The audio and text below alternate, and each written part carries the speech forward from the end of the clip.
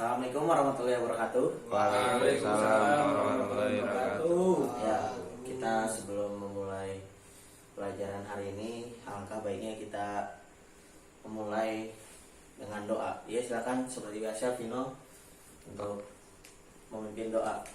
Oke teman-teman, sebelum kita mulai pelajaran hari ini, alangkah baiknya kita berdoa menurut kepercayaan masing-masing di dalam hati. Selesai. Oke, gimana kabarnya anak-anak? Baik Pak. Alhamdulillah ya, pada sehat semua ya. Nih Bapak kurang sehat hari ini. Jadi kalian nanti pada menjaga kesehatan kalian masing-masing ya. Siapa? Oke, sebelum mulai Bapak mau absen dulu. Coba Vino hadir ya. Hadir Pak. Agus Hadir. Alif Hadir. Restu Hadir. Oke. Ya, pelajaran hari ini Bapak mulai dengan kata keanekaragaman budaya Indonesia. Jadi negara kita itu banyak budayanya, dan kenapa banyak juga karena di Indonesia itu kan banyak provinsinya ya. Dari Sabang sampai Merauke itu ada 33 provinsi. Sekarang 34. Maaf, sekarang 34 ditambah itu provinsi baru yaitu Sulawesi Barat. Nah, di 34 provinsi ini, di satu provinsi aja tuh ada banyak budaya, kayak bahasa daerahnya, pakaian adatnya, lagu daerahnya, sampai ke cerita legenda atau cerita rakyat di setiap provinsi itu beda-beda ya. Kalian tahu nggak cerita rakyat di Indonesia tuh? Coba sebutin judul-judul cerita yang ada di Indonesia, cerita rakyat. Coba ada yang bisa nyebutin nggak? Saya Pak. Sangkuriang, benar. Sangkuriang. Itu dari mana? Sangkuriang Dari Jawa Barat. Jawa Barat, benar. Saya Pak. Jawa Barat. Ya, Agus apa? Maling Kundang. Malin Kundang. Dari mana? Maling Kundang dari Sumatera Barat. Oke, benar. Saya Pak, saya. Sumbar atau Sumatera Barat. Saya Pak. Apa lagi? Si Pitung Si Pitung dari mana? dari Jakarta, Betawi. Si Pitung dari Betawi atau DKI Jakarta ya. Oh, berarti kalian udah banyak yang hafal contoh-contoh cerita rakyat dari Indonesia ya. Ya Pak.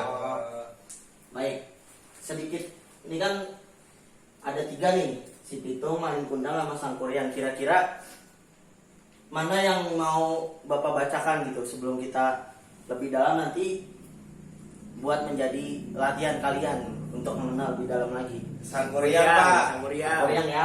Iya Pak. Oke. Bapak mulai dulu ya. Ini pada zaman dahulu hiduplah seorang perempuan cantik yang bernama Dayang Sumbi. Dayang Sumbi itu memiliki seorang anak laki-laki bernama Sangkuriang. Nah, keduanya tinggal di sebuah rumah bersama dengan seekor anjing yang setia yang selalu menjaga ibu dan anaknya tersebut. Nah, nama anjingnya itu Tumang. Oke. Nah, setiap hari ini Sangkuriang tuh berburu rusa dan ditemani sama anjingnya tersebut. Ya kan? Setiap hari itu disuruh sama Dayang Sumbi ya. Nah, pokoknya setiap hari itu kegemaran si Sangkuriang itu emang berburu sih. Biasanya itu dia ngejar rusa, babi hutan atau kelinci di daerah hutan sekitar rumahnya tersebut. Nah, pada satu hari Sangkuriang pergi berburu lagi nih sama si anjingnya itu, namanya Tumang. Nah, Sangkuriang itu melihat seekor kijang dan ingin memburunya. Ia memberi perintah kepada si Tumang untuk menyergap kijang tersebut lalu mengejarnya. Nah, setelah mengendap-endap agar nggak ketahuan nih si tumangnya ini, langsung nih abis ngendap-endap, tumangnya langsung lari ngejar rusa tersebut. Nah, namun ternyata tuh kijangnya ternyata larinya lebih cepat dari si tumang nih, sampai si tumangnya ini, si anjingnya ini tuh kewalahan gitu, kewalahan dan kehilangan jejak kijang yang dikejar sama tumang itu kan. Ya, Iya kan, gak kenal. kan kijang sama anjing larinya lebih maaf, kijang sama anjing kan larinya lebih cepatan kijang. Nah, nah setelah beberapa lama ia sampai di pinggir sungai, melihat tumang sedang mengendus-endus kebingungan si sang kuryang itu. Terusnya si sang kuryang itu nanya nih ke tumang, Tumang, di mana kijang yang kau kejar tadi? Apakah kamu kehilangan jejaknya? Karena aku tidak melihat kijang itu di sekitar sini. Teriak si sang kuryang tuh dengan nada sedikit kesal. Tumang cuma bisa terdiam dan mengendus-endus, masih kebingungan mencari jejak kijang tersebut kan. Nah, setelah itu pas si sang kuryang tahu bahwa ternyata si Tumang kehilangan jejak si kijang itu kan, dia marah sama Tumang. Kamu itu bagaimana sih?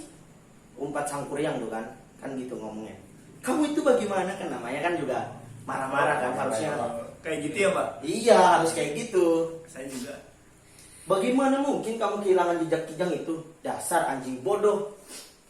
Nah, terusnya dengan marah, nih sang kuryang lagi marah, dia ngambil batu di sekitar sungai itu.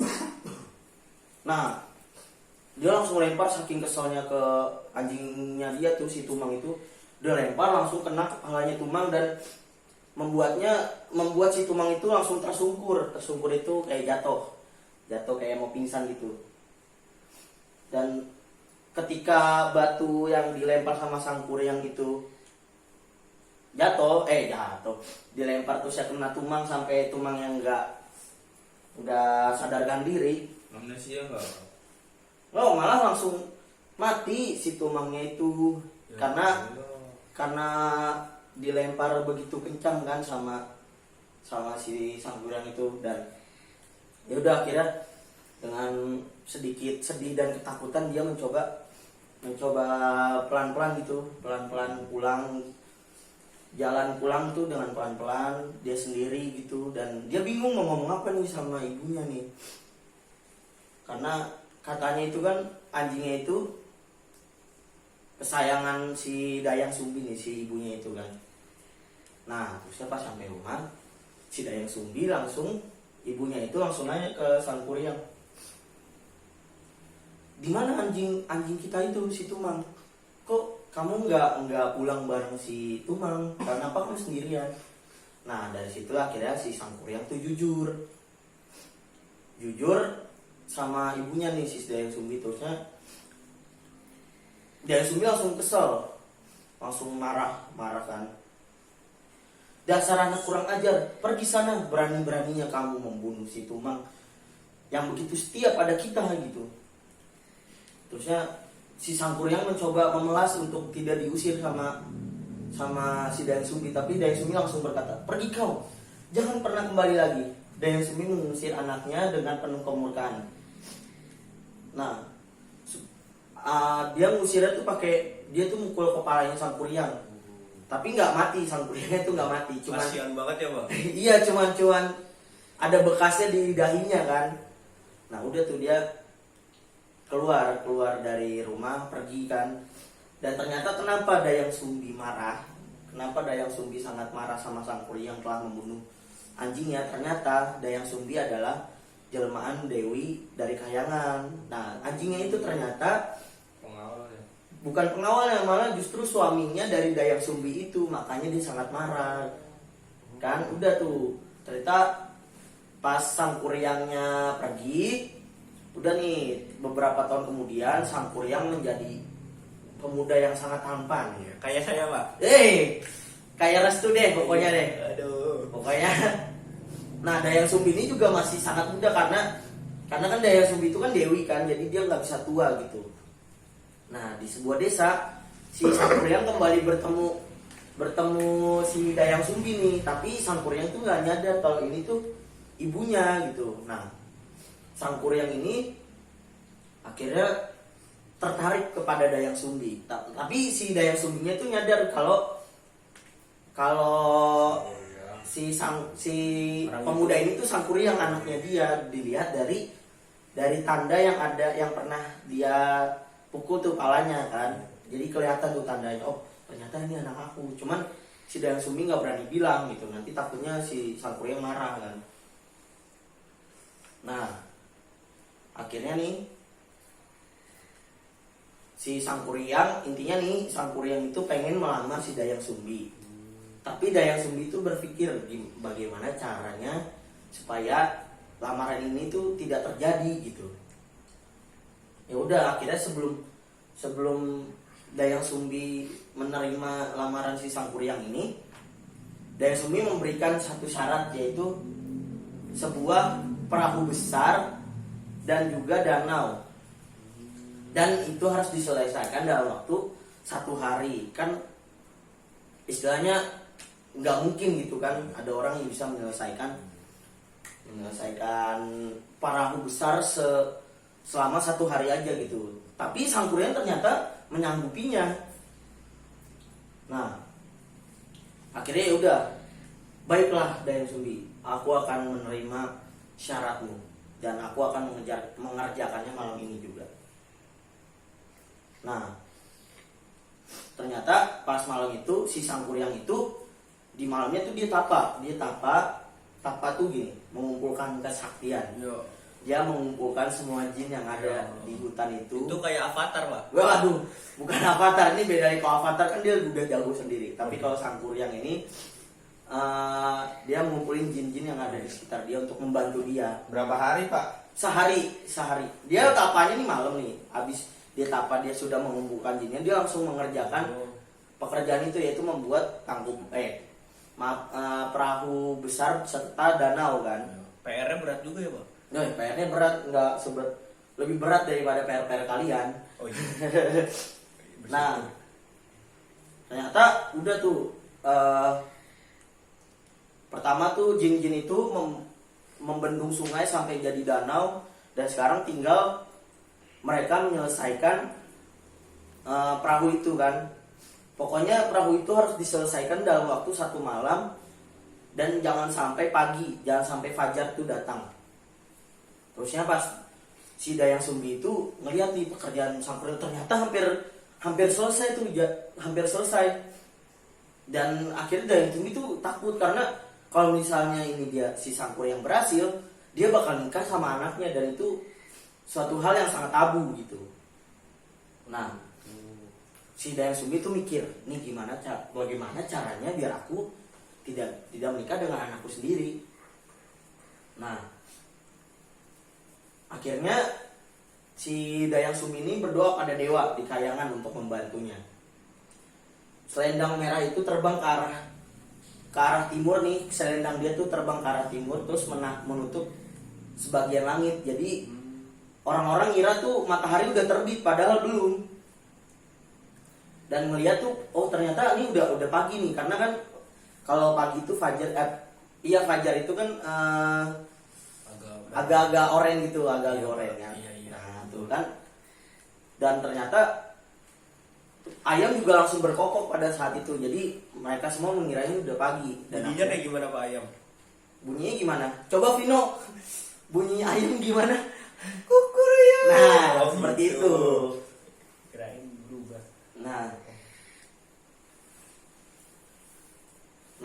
terusnya kan akhirnya tuh Sangkuriang tahu nih bahwa ini tuh akal-akalnya Dayang Sumbi. Dia sebenarnya ini belum pagi, tapi ternyata dia mengakali itu agar terlihat seperti sudah pagi kan. Akhirnya si Sangkuriang itu patah hati, terus marah. Dia ngamuk menjebol bendungan yang udah dibuatnya semalaman itu, sampai banjir bandang ke desa Dayang Sumbi. Terus Sangkuriang marahnya bukan cuma jebol Jebol bendungan yang dia bikin, dia juga nendang perahu yang udah dia buat sampai itu perahunya terbang jauh. Dan jatuhnya itu terbalik di. Nah itu tuh Sangkuriang ini sebenarnya sih bukan legenda Sangkuriang tapi legenda Tangkuban Perahu. Tangkuban Perahu itu gunung yang ada di Bandung. Nah gunung yang di Bandung itu emang terlihat seperti perahu terbalik. Nah itu cerita asal-usul dari Tangkuban Perahu itu kan. Oke, udah jelas ya ceritanya? Jelas, Pak. Oke, sekarang Bapak mau nanya nih. Di legenda Sangkuriang ini atau Tangkuban Perahu, ada 3 tokoh. Coba siapa yang bisa tersebutkan? Saya Pak, Coba Restu. Sangkuriang. Sangkuriang, terus Terus itu Tumang. Tumang. Satu lagi siapa? Ceweknya siapa tadi? Dayang Sumbi. Dayang Sumbi. Sumbi, betul. Coba. Apa yang dilakukan Sangkuriang sehingga anjingnya itu si Tumang itu mati? Pakai batu, Pak. Iya. Pakai batu, Pak. Oh iya, benar. Oke. Jadi satu lagi nih. Ketika Sangkuriang marah, apa yang dilakukan sama Sangkuriang pas ditolak sama Dayang Sumbi?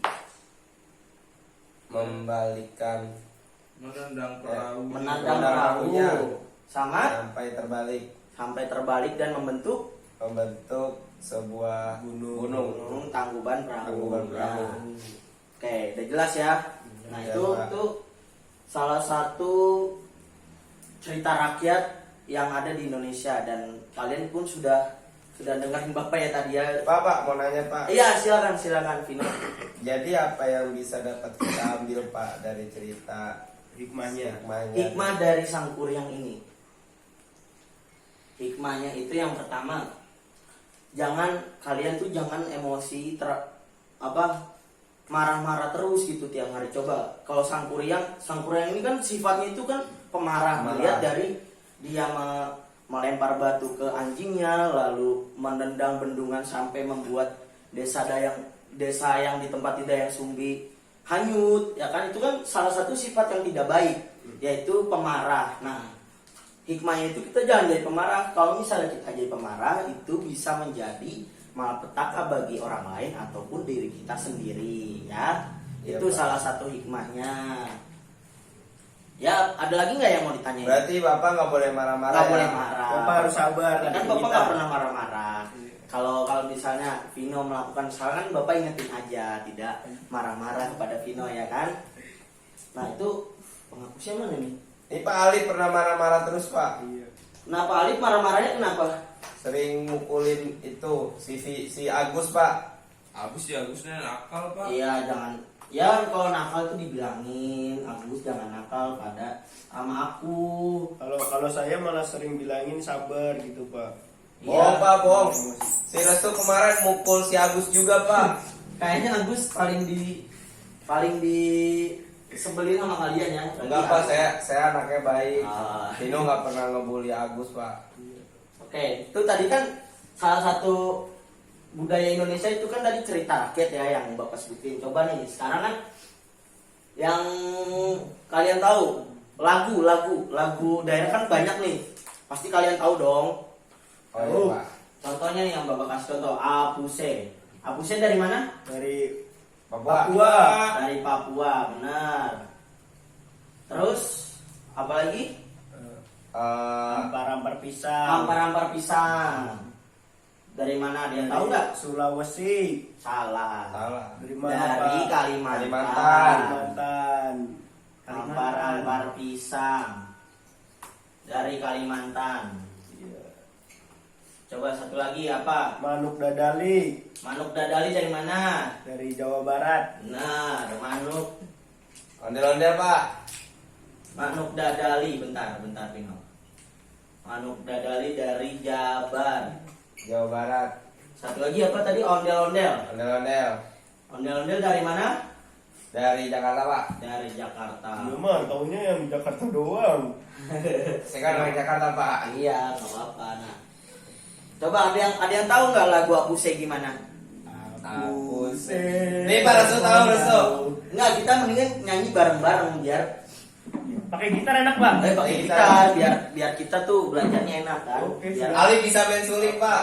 Alif bisa joget ya. Alif bisa main suling, tapi nggak ada suling di sekolah kita ya kan. Gitar. Dia Ini gitar. yang dia paku pak.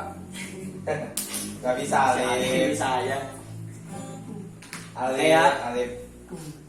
Ayo kita coba. Ayo. 1, 2, 3. Apuse kokondau ya rabe sorendoreri lenso barinema bagi pase. sekali lagi. Apuse kokondau ya rabe sorendoreri fulenso barinema bagi pase. Arapae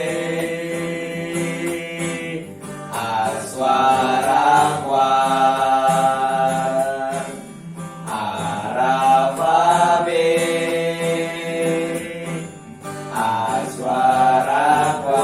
aswarakwar.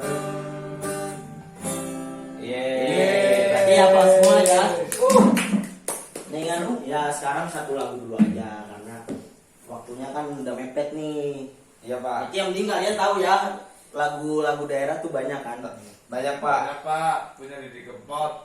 Itu iya itu sebenarnya itu dari Jawa Tengah Didi Kempot benar cuman bukan lagu daerah nasional. Oh taunya Didi Kempot. Nah, ini salah ini lagu. Sekarang apalagi? Baju adat, baju adat. Juadat. Baju adat coba toh disebutin si Alif. Alif tahu nggak? Apa? Apa baju adat dari mana yang Alif tahu? Dari mana ya pak? Dari mana ya? pak? Belum ada yang tahu. Oke, Bapak. Lupa pak.